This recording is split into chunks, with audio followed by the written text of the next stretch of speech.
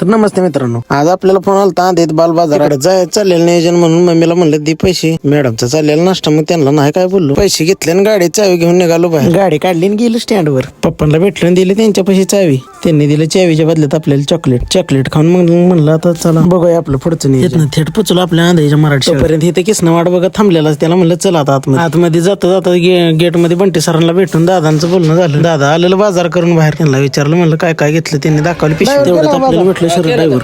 काय काय घेतलं? सगळ्या भाज्या घेतल्या थोडं.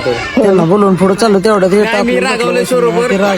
बाजारात आलो होतो पण सौरभने माझ्याकडे काय बघितलं नाही. मी आग मारली तर सौरभने बघितलं तो चारायला. त्यांची तक्रार ऐकून घेतली आणि गेलो बाजारात फिरायला. बाजार बघत बघत गेलो. आपल्याला इथे भेटले जयदीप आणि जयेश. त्यांची मुलाखत घेतली आणि गेलो पुढे बाजारात बघाय काय काय आले. वडापावच्या स्टॉल न बाजाराला सुरुवात झाली. मराठी शाळेत बाजार असल्यामुळे गावातल्या लोकांची बरीच वर्दळ होती बाजाराला. बरेच जण आलती बाजार खरेदी करा. तेवढ्यात येत आपल्याला गावचं माझे उपसरपंच महादेव खरा दिसलं. त्यांच्याशिवाय बोलणं केलं. निघालो पुढचा बाजार बघता बघता आपल्याला इथं परी भेटले. रस्ते वडापाव खात हिंडत होती. म्हणलं दी वडापाव. नाही म्हणती नाही.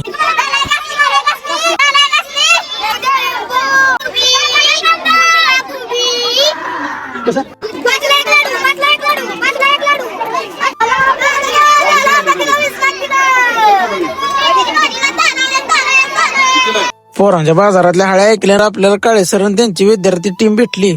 त्यांना म्हणलं व्हिडिओत घ्यावं. तेवढ्यात आला आपले पैसे नाना. म्हणलं चल बिर्याणीच्या स्टॉलवर गेलो. बघितलं बिर्याणीचं नियोजन कसं आहे. तेवढ्यात आपल्याला या टीमनं माघारी बोलवून घेतलं. ते म्हणले बाईट द्या. त्यांचं बी चाललेलं युट्यूब चॅनल साठी शूट. त्यांच्याबरोबर पण घेतला एक व्हिडिओ. तेवढ्यात तिथं पप्पा भावानं पोरगा आणला बाजारात फिरवायला. त्याची विचारपूस केली आणि दिली इडलीची ऑर्डर. आणि नाना लावली क्वालिटी चेक करायला. आपण बी म्हणलं आता मारताव मग इडली. तेवढ्यात इथं आपल्यापाशी बारक्या मॅडम आल्या. त्यांनी टाकले आपल्यावर रेड आणि केला मुद्देमाल. तेवढ्यात इथं लंगाबाई आला इडल्या खायला. त्याला म्हणलं चावून खा नाही तर नुसत्या गिळची. तोपर्यंत इथं मला सरण उदयचं आगमन झालं आणि इथं झाला टीम मीटअप. तेवढ्यात इकडं म्हणलं कशाची गर्दी दिसते म्हणून इकडे गेलो तर इथं लावलेलं शौर्यन वीरनं वडापावचा स्टॉल. मी गेलो आणि त्यांचं संपलं तिथं वडापाव. मग माघारी आलो. तेवढ्या तिथं मला सरांनी दिलेली बिर्याणीची ऑर्डर. मग म्हणलं त्यांना आता हातभार लावू लागावा ना. आपण बी केलं चालू. तोपर्यंत इकडं गुलाबजामच्या स्टॉलचा शोध लागला. दिली ऑर्डर आणि आणलं सगळ्यांना गुलाबजाम आणून टेबलावर ठेवस्तवर सगळे संघटना भेटले गुलाबजामला. झालं सगळं बाजाराचं नियोजन. आता म्हणलं चला जाऊन सरांना भेटलो. त्यांच्या स्टाफ सोबत बालानंद बाजाराविषयी थोडी चर्चा केली आणि निघालो घरी. आणि त्यात संध्याकाळी आमच्या नानांच्या दुकानात व्हायचा असा उद्योग चालला. दुकानाला पीओपी करायचा. ते व्हिडिओ दाखवला. लाईटी वेटिंग केलेली. वायरमन पण आपलं फॉलोअर्सच होतं. तेच म्हणलं कामाचा व्हिडिओ टाका. बघता बघता त्यांनी सगळं काम संपवून लावलं. शेवटलं दुकान चक्कायला.